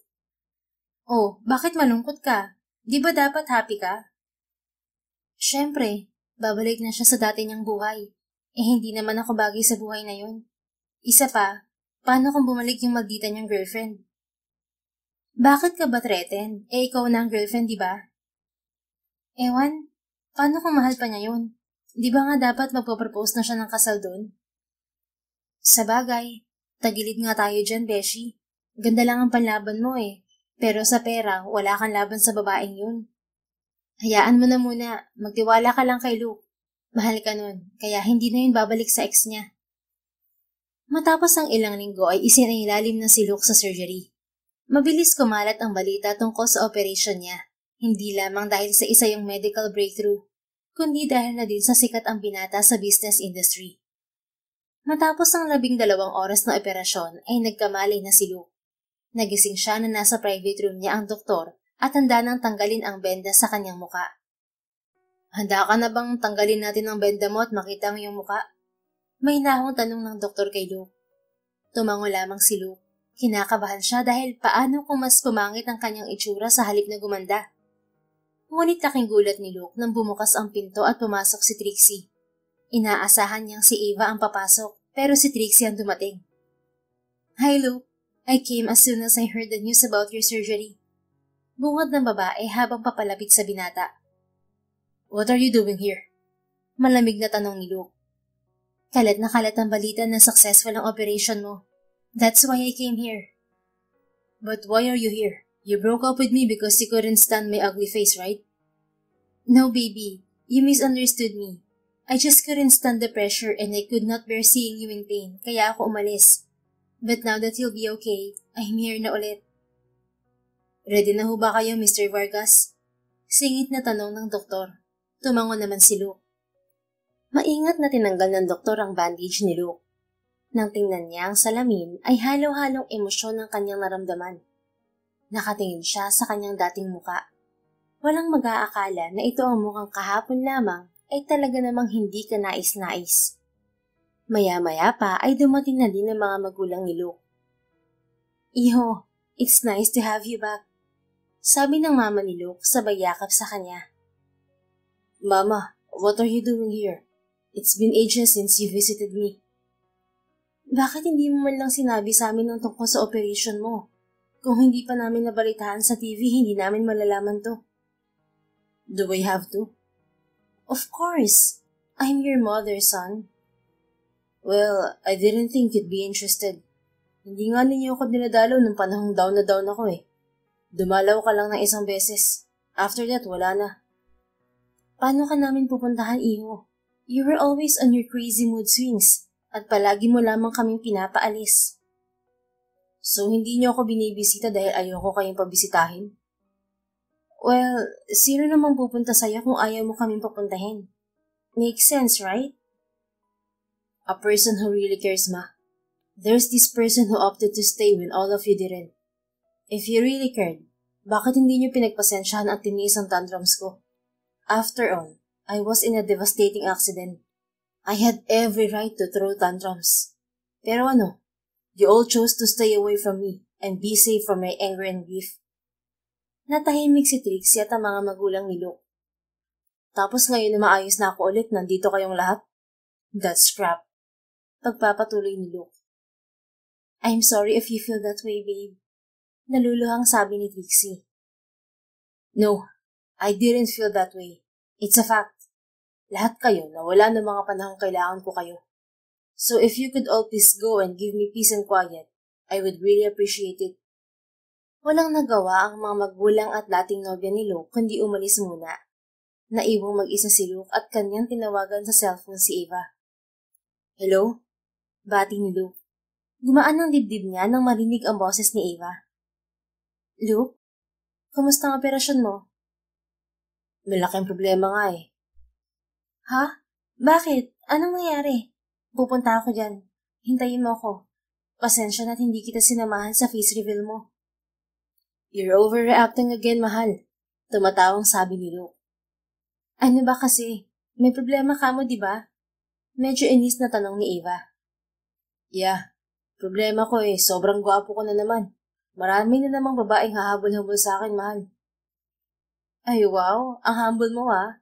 Natatawa na rin si Ava. Kaya nga eh, problema ko pa siguradong magagalit sa akin yung mga babae kasi hindi nila alam na taken na ako. Taken talaga? Sino naman ang nag-take sa'yo? Yung nurse ko. Wait lang, magsi-CR lang ako ah. Paalam ni Ava. O bakit? Pag-aalala ni Luke. CR lang ako kasi naiihi ako sa kilig eh. Humalakhak si Ava sa kabilang linya. Puro ka talaga kalokohan, mahal. Ikaw kaya ang nagsimula. Well, I just miss you so much. Nasaan ka ba kasi at hindi mo man lang ako pinuntahan dito?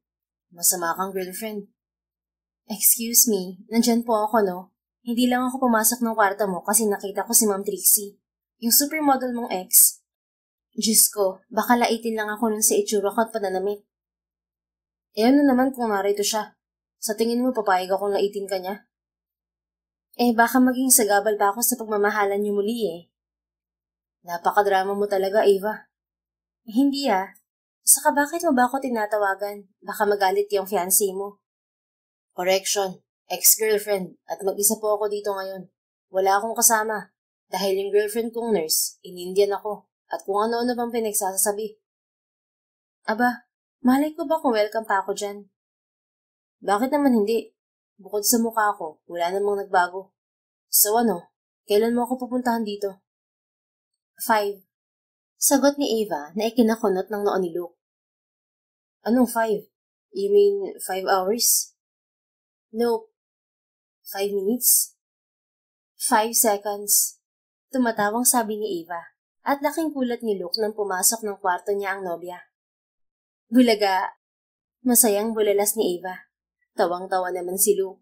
Kung kanina ay mainit ang ulo niya dahil sa mga dumating na bisita, ngayon ay masaya na naman siya dahil kasama niya si Ava. You're crazy. You've been here the whole time? Masayang-masaya si Luke na makita si Ava. Oo, hindi naman ako umuwi eh. Baka kasi bigla mo akong kailanganin. At least nandyan lang ako sa labas. Alam mo, kaya mahal na mahal kita eh. You're always there for me even when everyone else had stepped out of my life. Thank you, mahal. Mahal na mahal mo ako? Sabi na nga ba't patay na patay ka sa akin eh. Oo naman. Ilang beses ko na bang sinabi yan sa'yo? 1,000 times na yata. Hindi ka pa rin naniniwala. Halika nga dito. Niyakap ni Luke si Ava. I love you so much, at thank you for keeping up with me. Salamat sa hindi pag-iwan sa akin. I'm just thankful you never give up on me. Madamdaming sabi ni Luke. Ano ka ba? Di ba sabi ko sa'yo, we should never give up on people we love. Mahal kita, kaya kahit anong mangyari, hindi kita iiwan. E paano yan? I will be back to my normal life. Stressful work schedule, all the issues. The million-dollar question is, are you willing to stay, my Ava? Ngayon pa ba ako gi-give up? Eh dati nga hanggang crush lang ako. Ngayon boyfriend na kita. Sure ka na ah? Oo naman. Ikaw pa rin naman kasi yan. Panglabas na anyo lang ang nagbago. Pero ikaw pa rin ang crush ko. At ikaw naman ang mahal ko. Masayang nagkwentuhan ng dalawa. Sa couch na ng hospital room natulog si Ava. Kinaumagahan ay bumalik ang magulang ni Luke at doon ay pinakilala ni Luke ang nobya. Good morning, Iho. Nagising si Luke sa boses ng ina niya. Good morning, Ma. Sino ba tong nurse na ito at bakit dito siya natulog? Wala ba siyang duty? Miss, wake up. Ginising ng mama ni Luke si Ava. Ay, good morning po, ma'am. Pupungas-pungas na sagot ni Ava. Why are you sleeping here? Gusto mo bang ireklamo kita sa hospital management? Galit na tanong nito. Ma, she's not working here. Sabat ni Luke. I mean, she's a nurse. She used to be my nurse and therapist, pero siya din ang girlfriend ko. You're the one who hired her, remember? Napalabi naman ang ginang. What? Are you crazy? Trixie is your girlfriend, Iho. Was my girlfriend, Ma. Giit agad ni Luke. She left me when I was a mess. She was just like you and all my friends. Ava was the only one who stayed. At bakit itong hampas lupang nurse na itong napili mo? Hindi kayo bagay. Tingnan mo nga, ang dugyot-dugyot niya. Stop it, Ma. You have no idea how Ava saved me. She changed me. She redeemed me. You have no right to insult the woman I love. Galit na sagot ni Luke sa ina. Ang papa niya ay nanonood lang at hindi nakikialam. I don't care, Iho. Hindi kayo nababagay. Paano nalaman pag nagkaanak kayo? Paano kung kamukha niya? Ayokong magkaapo ng kamukha ng dugyot na yan. Sigaw ng mama ni Luke. Epekto ata to ng mga anesthesia. Arturo, call the doctor. Dali. Utos ng ina ni Luke sa ama niya. Natatawa lamang ang ama ni Luke. I don't think may ganoong side effect ng anesthesia, honey. Bakit hindi mo nalang pabayaan ng anak mo? Tama naman siya. Pinabayaan mo siya ng panahong down na down siya. At malabo bang mga mata mo, honey? Her girlfriend is beautiful. Beautiful than you. Look at her. She's not wearing any makeup, pero maganda pa rin siya. Magulo nga lang ang buhok niya at suot na uniform. Konsentidor ka talaga kahit kailan naturo. Galit na sabi ng mama ni Luke. I'm not. Sagot nito sa kabinalingan ng anak. Pasensya ka na, iho, at pati kayo nadamay dito sa ina mo. Don't worry, I'll make it up to you by keeping your mom away from you. Bumaling muli ito sa asawa. Tara na at umuwi na tayo, honey. May sarili ng buhay si Luke.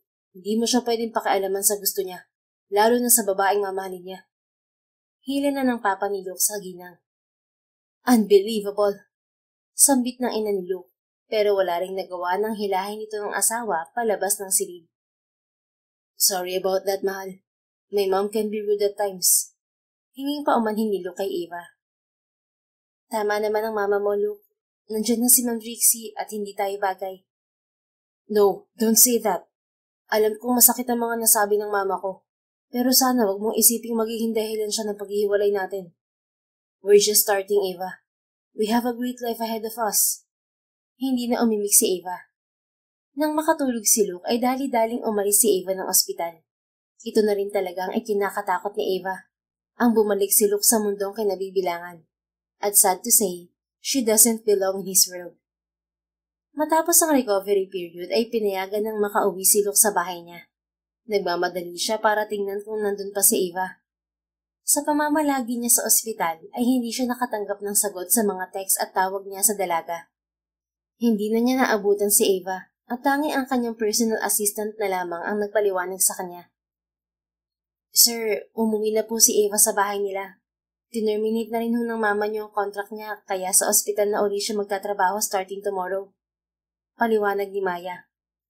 Oh my, why am I not surprised? Nakialam na naman si Mama. Maya, give me Eva's home address. I need to see her. Okay po, sir.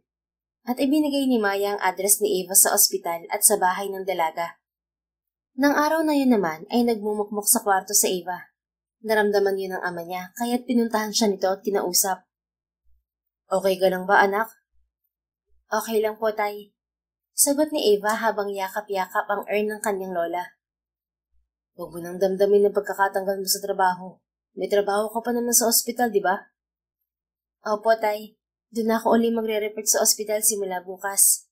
Ilang buwan din ako nawala sa ospital kaya medyo mangangapa ulit ako. Eh bakit ka nagmumukmuk dito sa silid ng lola mo? Sayang din kasi yung 150k per month, tay. Katwiran niya para hindi na siya usisain pa ng ama kung bakit siya malungkot. Sus, dati naman wala yan. Umamin ka. Yung sweldo ba talaga ang kinakasama ng loob mo, anak? Medyo po. At saka si Sir Pogi mo, no? Pagpapatuloy ng tatay niya sa sinasabi niya. Ang chismoso mo po, tay. Natatawang sabi ni Eva. Nako, anak kita. Wala kang maitatago sa akin. Hay nako, tay. Ang tanga ko din kasi. Naramdaman ko namang mangyayari to eh. Sumigi pa din ako. Eh dati ko pa kasing crush yun. Siyempre, nag-feeling maganda ang anak mo nung nagparamdam ng pagmamahal si Sir Pogi. Kaso lahat ng istorya may ending. At sa tingin ko, sad ending ang sa amin, tay. Alam mo, anak, kung may isang bagay akong pinaka-pinagsisisihan, yun ay nung mawala ang nanay mo. Bakit, tay? Siya naman ang naiwan sa atin, di ba? Totoo naman. Pero sana pinaglaban ko siya. Kaso wala naman akong ginawa. Hinayaan ko lang siya. Paano pa, tay? E ayaw na nga po niya sa atin. Kaya nga tayo iniwan, di ba? Pero sana man lang, sinubukan ko siyang habulin. O sana kinausap ko siyang bumalik sa atin noon. Malay mo pumayag pala, di ba? Hindi ko sinubukan. Eh bakit mo sa akin sinasabi yan, tay? Bakit hindi kay nanay? Napangiti ang ama ni Eva. Para ipaglaban mo kung anong meron kayo ng Sir Pogi mo na yan, anak. Mahal mo siya at mahal ka rin naman niya. Kaya dapat ipaglaban mo. Huwag kang papatalo dun kay Tisay. Paano kung hindi ako ang piliin, Tay? Ang sakit ata nun masyado.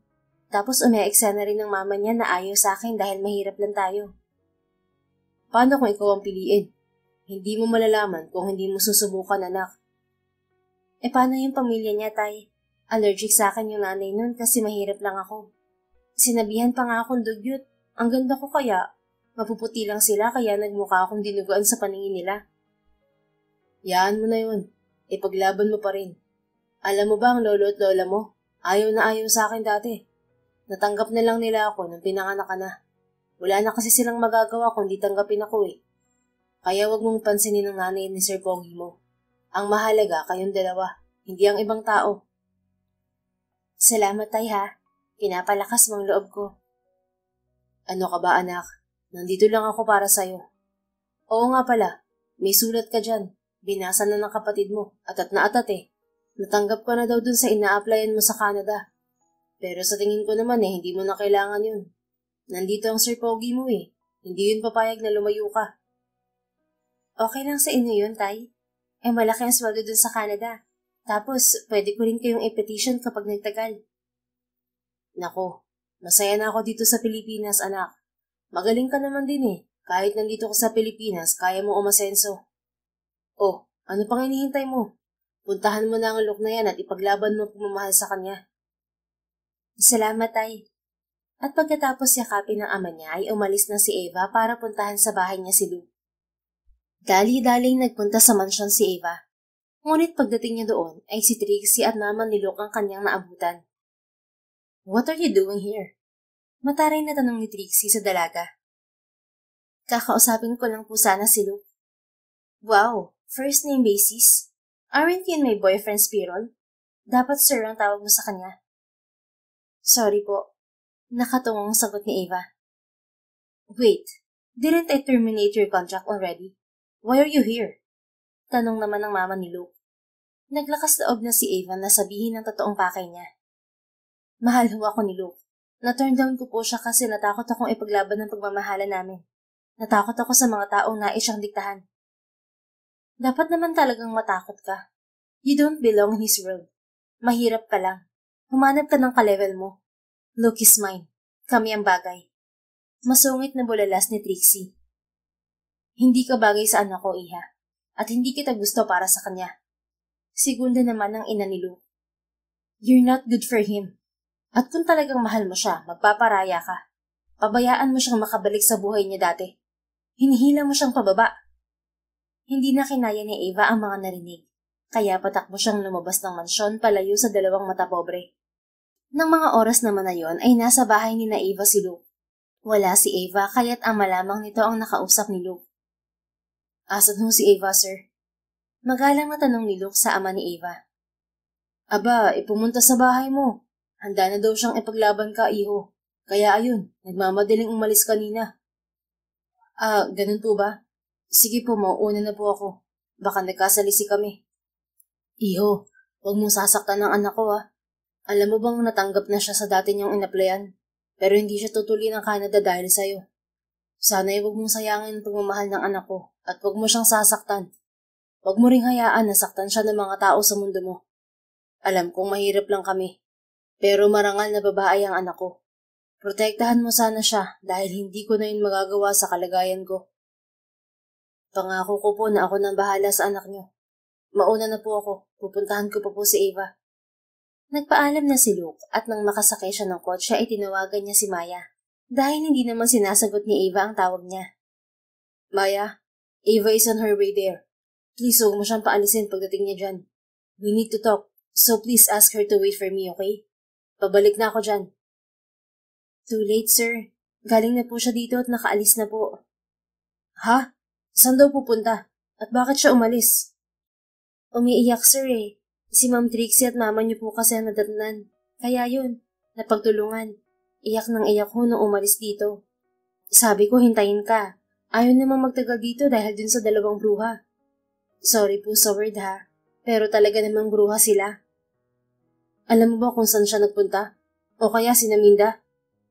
Hindi sir eh, wala siyang sinabihan. It's okay. I think I know where she went. Sige, bye. Ibinaba na ni Luke ang tawag at inutusan ang driver na pumunta sa silugan. Doon lang ang naiisip niya na pwede nitong tambayan. Nang makarating sa karinderya ay naabutan ni Luke na nakatalikod si Eva. May sisig silog at tapsilog sa harapan nito, pero hindi pa ito kumakain. Ang dami mong order pero ayaw mo naman kumain. Sayang yan, lalamig lang. Sabi ni Luke habang nakatayo sa likod ni Eva. Nagulat naman si Eva, pero sinulyapan lang si Luke. Anong ginagawa mo dito? Umuwi ka na. Hinihintay ka ng mama mo at ng fiancé mong mata pobre. Baka kuyugin ako ng dalawang yun kapag nalaman nila nakausap kita. Walang ganang taboy ni Eva dito. Gusto ko ng silog. Bakit ba? At bakit dala-dalawa yung order mo? Stress eating, mahal? Gutom ako. Bakit ba? Umupo si Luke sa tabi ni Eva at hinawakan nito ang kamay niya. I love you. Che. Supladang sagot ni Eva sabay irap kay Luke. Oh, bakit mo ako inaaway, mahal? Hindi naman akong kaaway mo kanina. Bakit ka ba kasi nandito? Doon ka na sa fiancé mo. Okay lang naman sa akin kasi pupunta na akong Canada. Magsama kayo ng model mo. Sus, alam kong hindi ka tutuloy sa Canada. Biro nito sa nobya. At paano mo naman nasabi yan? Kaya ko, no? Your dad told me. Galing ako sa bahay niyo. Ha? Bakit ka naman pumunta sa bahay namin? Dadalaw ako sa future fiancé ko. Bakit ba? Hindi na napigilan ni Eva ang matawa. I missed you, Eva. Sabi ni Luke. Namiss din kaya kita, Luke. Galing ako sa bahay niyo. Napagtulungan naman ako ng mama mo at ni Ma'am Trixie. I don't care about her anymore. She's my past. Ano ka ba? Ayaw din sa akin ng mama mo, Luke. Bakit? Mama ko bang magiging fiancé mo? Natatawang tanong ni Luke. Natawa na lamang din si Eva. Hindi ba't ikaw na nagsabi sa akin? Ako pa rin to. Pogi man o pangit. So ako pa din to, Eva. Ako yung Luke na nagmamahal sa'yo, no matter how I look. Naks, rhyme yan na. Nagtawanan ng dalawa. May Eva, hindi ba't sabi mo, you don't give up on people you love? Bakit parang willing kang i-give up ako? Kunwari nagtatampong sabi ni Luke. Hindi iniisip ko lang kung anong best para sa'yo. Mas matatahimik ang buhay mo kung wala ako. Ikaw ang best para sa akin, Eva. Hindi magiging madali ang buhay mo bilang girlfriend and future wife ko dahil sa trabaho ko at sa pamilya. Pero ang maipapangako ko lang ay I will be with you every step of the way. Tulad ng hindi mo pag-iwan sa akin dati. Nangako ako sa tatay mo na aalagaan kita at poprotektahan. At kailangan kong tuparin yun, mahal. Sure ka ba dyan? Ako ba talaga ang gusto mong maging future wife? Kahit na hindi ako kagandahan? Oo naman. At naniniwala ka naman kay mama na hindi ka maganda. Maganda ka inside and out, mahal. Maswerte ako because you love me kahit nung pangit ako. Kailan ka ba naging pangit sa akin, Luke? Kaya nga ikaw ang future wife ko, di ba? Dahil tanggap mo ako kahit anong itsura ko. Ayaw mo ba akong pakasalan? Siyempre gusto ko. Kaso pa ng mama mo. Yung Trixie kaya ko makipagbardagulan doon. Pero sa mama mo, hindi ko siya pwedeng sagot-sagutin at suplahin.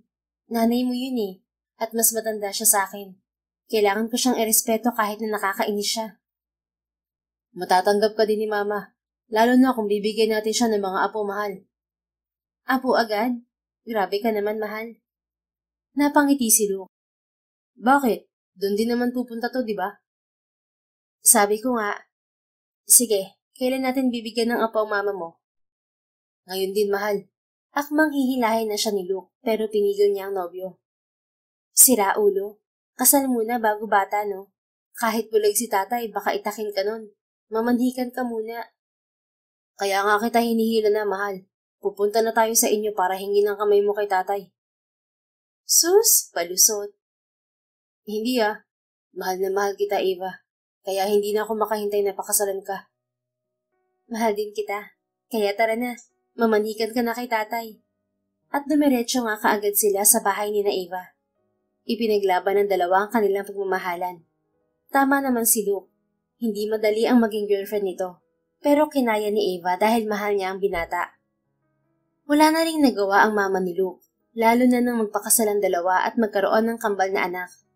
Tuwang-tuwa ang first-time lola na mag-alaga ng kambal na babae at lalaki. Si Trixie ay hindi na rin ang gulo pa. Tinanggap na nito na si Ava na ang mahal ni Luke. Naging nobyo ni Trixie ang Chinese producer ng isa sa mga shows nito. Ang huling balita nila ay ikinasal na ito at buntis na raw. Si Luke ay nagpatuloy na maging CEO ng kumpanya nito. Si Ava naman ay tumigil muna sa pagiging nurse dahil mas pinili niyang maging hands-on mom at wife. Nagsabi siya kay Luke na kapag malaki-laki na ang kambal, ay magbabalik siya sa pagtatrabaho sa ospital. Ngunit hindi na rin naman pumayag ang kanyang mister. Ayaw na siya nitong pabalikin sa ospital. Pero pwede naman daw siyang tumulong sa mga negosyo nila kung naiinip siya na walang ginagawa sa bahay. Masaya at kontento ang naging pagsasama nila, sapagkat sa mga pinagdaanan nila ay nakasisiguro sila na mas matibay ang kanilang pagmamahalan kaysa ano pa mang trahedya o aksidente. The End. Kung nagustuhan mo ang istoryang ito, please don't forget to like, comment, and share it with your friends. Your support really makes a difference. Thank you and see you sa ating next story. Keep safe and be blessed.